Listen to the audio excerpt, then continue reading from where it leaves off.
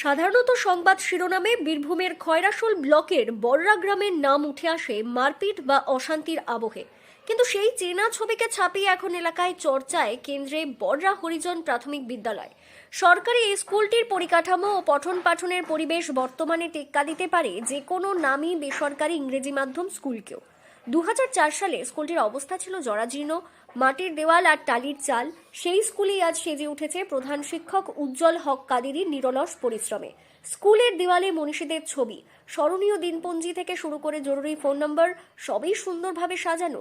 স্কুলের সহকারী শিক্ষক সুকুমার মণ্ডল জানান, প্রধান শিক্ষকের সহমর্মিতা ও সুযোগ্য নেতৃত্বে এই পরিবর্তন সম্ভব হয়েছে।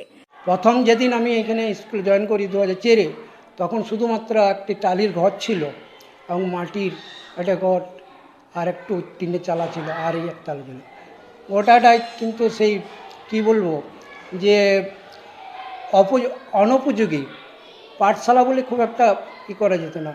আজ যে এত দূর হয়েছে, সব কিছু হেডমাস্টার এবং আমাদের এখানকার গার্জিয়ানরা খুবই ভালো। স্কুলের মূল আকর্ষণ হলো এর প্রাকৃতিক পরিবেশ। স্কুল প্রাঙ্গণে রয়েছে টবের উপর মাটি ছাড়াই বৈজ্ঞানিক পদ্ধতিতে চাষ করা হচ্ছে নানা ধরনের ফুল গাছ।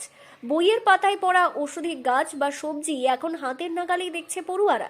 গান বাজনার জন্য রয়েছে হারমোনিয়াম, ডুগি তবলা, আধুনিক মাইক সেট এবং একটি বড় টিভি। এছাড়া বৈজ্ঞানিক পরীক্ষা নিরীক্ষার জন্য রয়েছে বিশেষ সরঞ্জাম। স্কুলের অন্যতম বৈশিষ্ট্য হলো এর নিজস্ব মন্ত্রিসভা। পরিবেশ সচেতনতা বজায় রাখতে শিশুদের নিয়ে গঠিত এই মন্ত্রিসভার সদস্যরা নিয়মিত গাছে জল দেওয়া এবং স্কুলের পরিচ্ছন্নতার খেয়াল রাখে। বর্তমানে স্কুলে ছাত্রছাত্রীর সংখ্যা 265 এবং শিক্ষক সংখ্যা 6 জন। অভিভাবক ও শিক্ষকদের নিবিড় সম্পর্কের কারণে পাশের এলাকার পড়ুয়ারাও এখানে ভর্তি হতে আগ্রহী। স্কুলটির এই অভাবনীয় পরিকাঠামোর জন্য 2021-22 শিক্ষাবর্ষে স্বচ্ছ ভারত মিশনে জেলা স্তরে প্রথম স্থান অধিকার করেছে এই বিদ্যালয়। পরিদর্শনে আসা ডিআই ও এসআইরাও স্কুলের পরিবেশে মুগ্ধ।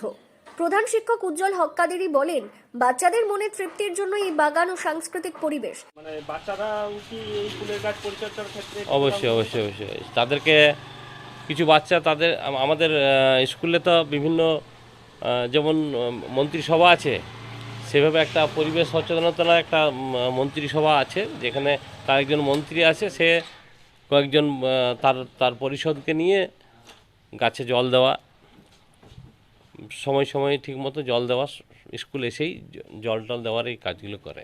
এখানে ছাত্রছাত্রীরা নিজেরাই গাছের পরিচর্যা করে, একটি ফুলও কেউ নষ্ট করে না। শিক্ষার সঙ্গে পরিবেশ ও সংস্কৃতির মেলবন্ধন কিভাবে একটি সরকারি স্কুলের রূপ বদলে দিতে পারে তার জলজ্যান্ত উদাহরণ হয়ে দাঁড়িয়েছে এই প্রতিষ্ঠানটি। বীরভূম থেকে সুদীপ্ত গড়াই, লোকাল 18 বাংলা।